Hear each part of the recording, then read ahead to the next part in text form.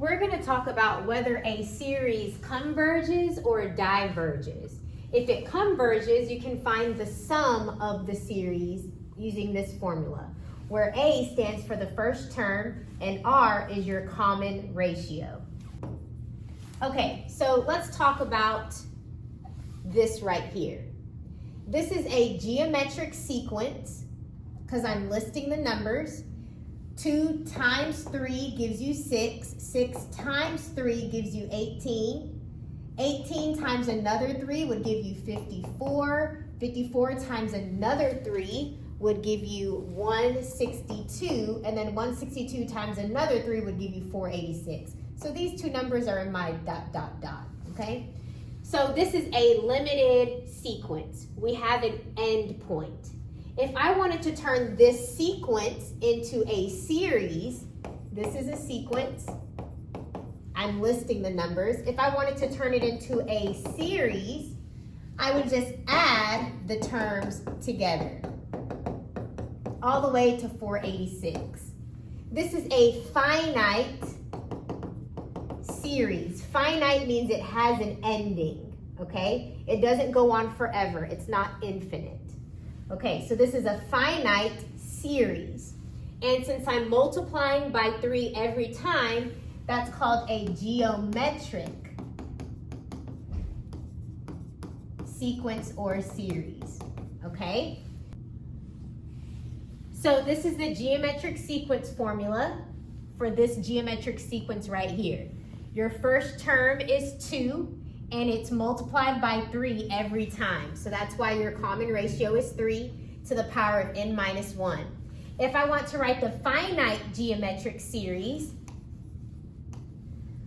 I would use the same formula for the geometric sequence. We started at the first term, or the first n value is 1, and then it goes from 2, 6, 8, it was 54, and then 162, and then 486. So that's what's in between here. It's 2 plus 6 plus 8 plus 54 plus 162 plus 486. So this is the first term, second term, third term, fourth, fifth, and the sixth term. So this goes up to 6. So this is why it's called a finite geometric series. Finite because it has an ending point. You're adding up all the terms up until the 6th term, which is 486. Now, let's talk about an infinite series. So you're going to have something like this, where it just goes on forever. And you want to know if it converges or diverges. Converges means it goes to a particular number.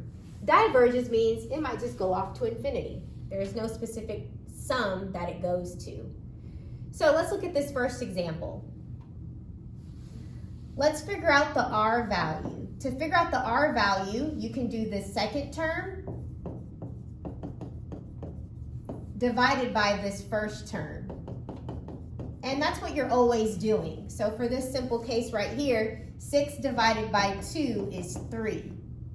And it follows the same pattern. 18 divided by 6 is 3, because you're multiplying by 3 every time.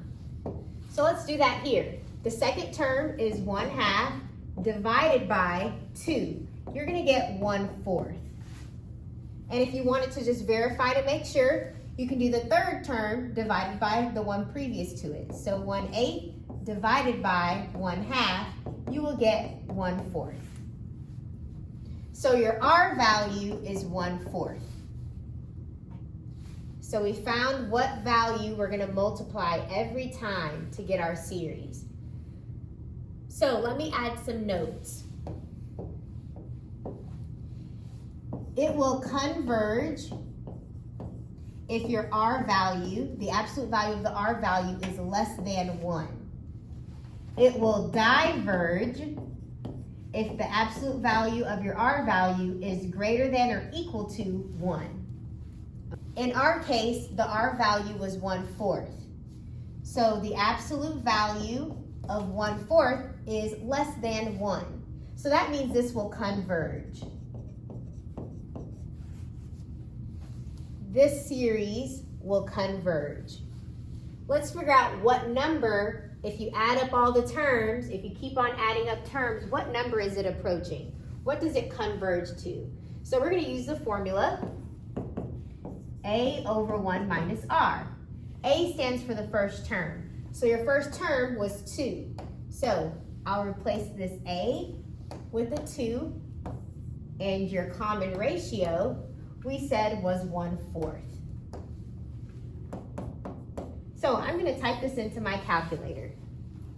2 divided by 1 minus 1/4 is equal to 8/3.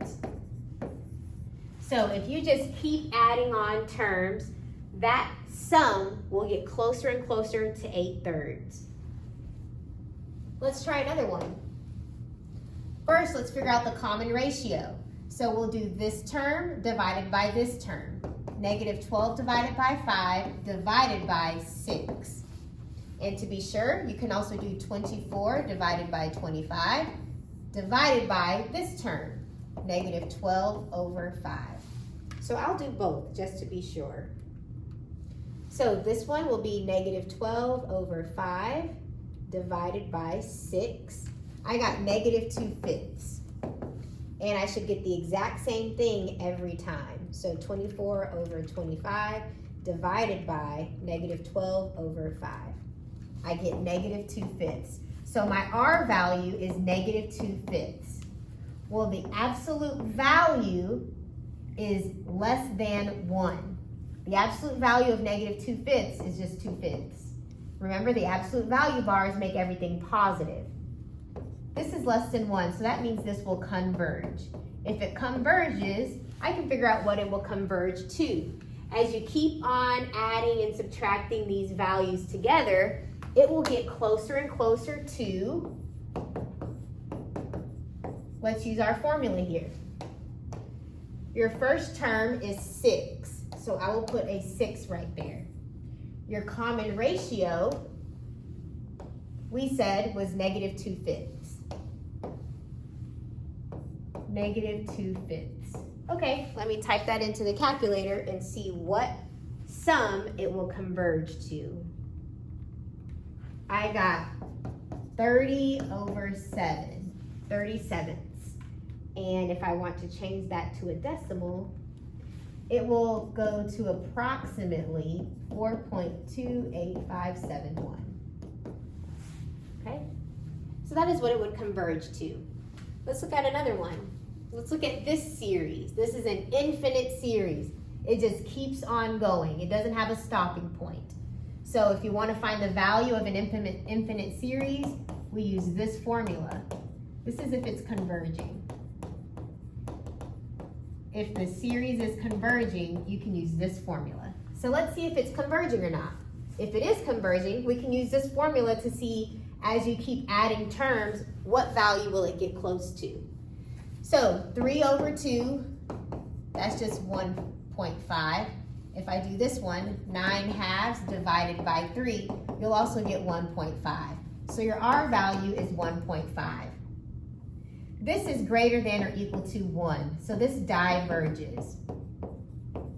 This diverges. And if you notice, your numbers just get bigger and bigger. 9/2 is 4.5. 27 divided by 4 is 6.75. Your values are getting bigger. So when you add bigger and bigger numbers, you're going to diverge. You're going to go off to infinity. So we wouldn't use this formula. It just diverges.